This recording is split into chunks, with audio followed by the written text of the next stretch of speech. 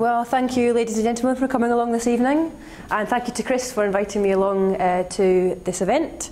My name is Amy Burnett. I'm an environmental advisor for the Business Environment Partnership, and I'm here tonight to talk about the one-stop shop service that we're offering with the City of Edinburgh Council. It's to provide free environmental advice to businesses in Edinburgh as part of their EARN network. It's the Economic Action and Resilience Network, and the aim is to help businesses in Edinburgh get through the economic recession. So what I'm going to talk to you tonight about is a bit of an introduction to the Business Environment Partnership, a bit about motivations and drivers for perhaps making environmental changes within your business, to talk a little bit more in detail about the one-stop shop service, which is sort of both providing advice and also some of the workshops that we're running as well. So the Business Environment Partnership is a not-for-profit organisation. We've been working with Scottish businesses for about just over 10 years now, and we provide free and subsidised environmental advice to businesses. Typically we'll work with businesses, we'll go along and have a site visit, we'll chat to the client, they'll discuss particular issues that they're having on site. Perhaps it's excessive energy bills, perhaps a water leak, something like that. So we'll have a chat to them, then we'll have a look around the site, perhaps identify other issues that might be costing them, and then we'll draft a report identifying all the issues, potential cost savings and potential environmental savings, and then they can act on that.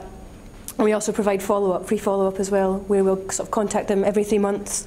Are there any further issues? Would they like some assistance with some of the advice we've given? We also run a membership scheme, which is where you can choose to join the Business Environment Partnership as a member, and a range of different benefits there, from regular newsletters, legal updates. There's an affinity scheme you can join where you get discounts on environmental products and services. We've also started a new scheme which is called Member Gatherings, and as a member you can have other members to your place of business talk about the environmental initiatives you've undertaken and perhaps the cost savings you've identified, and just get everyone to know your business. It's a good marketing and networking opportunity as a member. We also have an environmental placement programme where we engage with universities throughout Scotland and businesses who are keen to take on a student perhaps, and we match the student and the company, and so the student gets a valuable sort of work placement and the company gets some sort of specific tailored advice. Perhaps they might not have the time to undertake this themselves, and so yeah, it's an 8-week project, runs throughout the summer.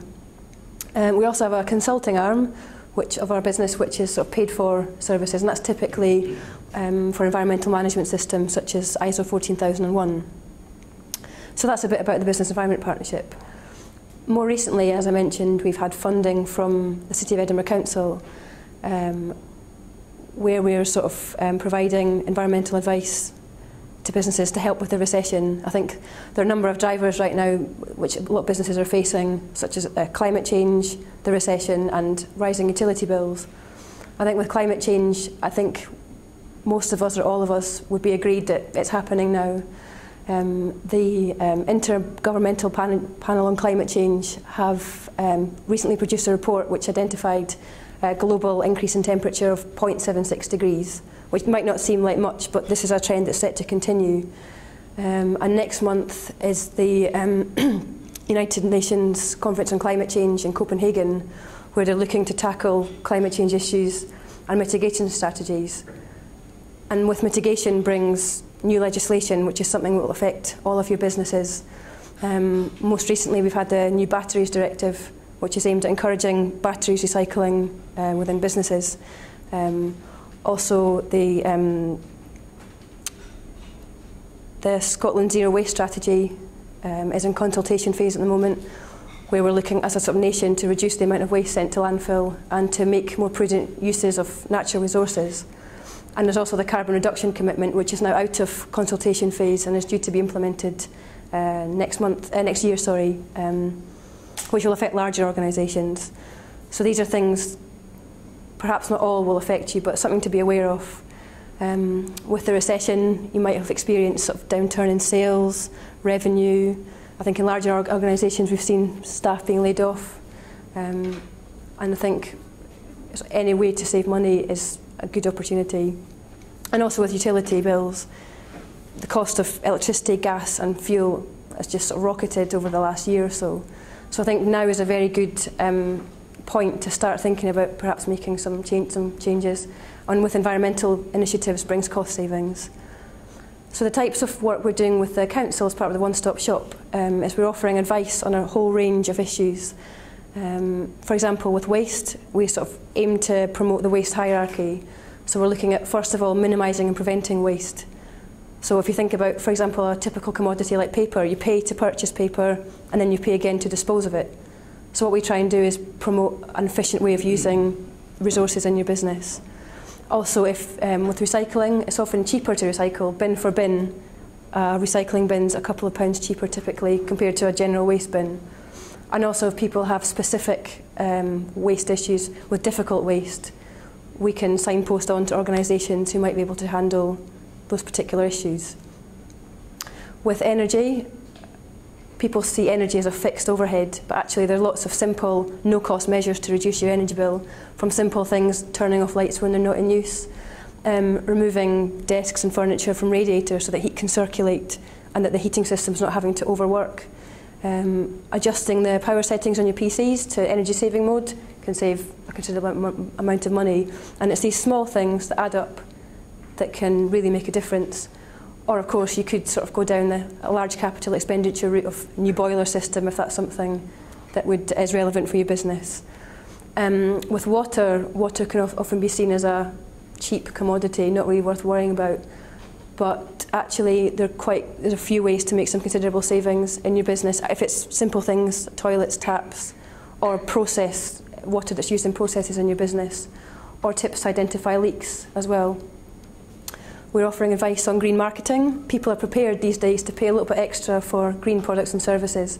So what we can do is help point you in the right direction of sort of places to market your business, such as the Enhanced Capital Allowance Scheme, which is a government-funded initiative to promote water-efficient and energy-efficient products.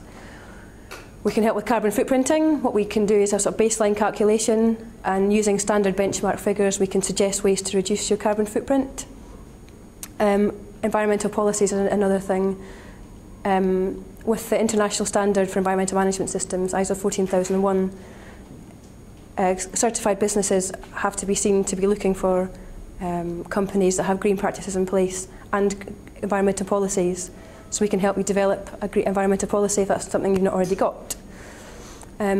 With renewables, if you're considering a new renewable project, for example, we can point in the right direction of funding, specific funding for renewables projects, or sources of information and sort of places to go for planning advice. So there's a sort of range of topics we can help with, and we can help businesses from any size, whether it's a larger organisation or sort of one person operating out of their house, for example, and we can provide specific tailored advice. We're running 2 workshops, one that is in January and it's on legislation, and it's sort of general pieces of legislation that would affect any business, and sort of laying out sort of current pieces of legislation, identifying future pieces of legislation coming up, and also tools to determine if you're compliant now and for sources of future pieces of legislation. In February we're running one on how to make savings by looking at your utility bills. That will have a sort of largely an energy focus, and it'll be looking at ways to reduce your bills by no and low cost measures.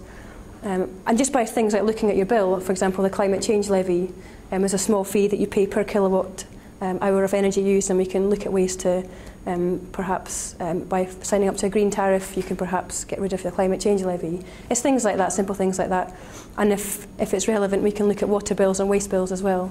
So these are coming up, and if you're sort of interested in attending any of those, please feel free to let me know.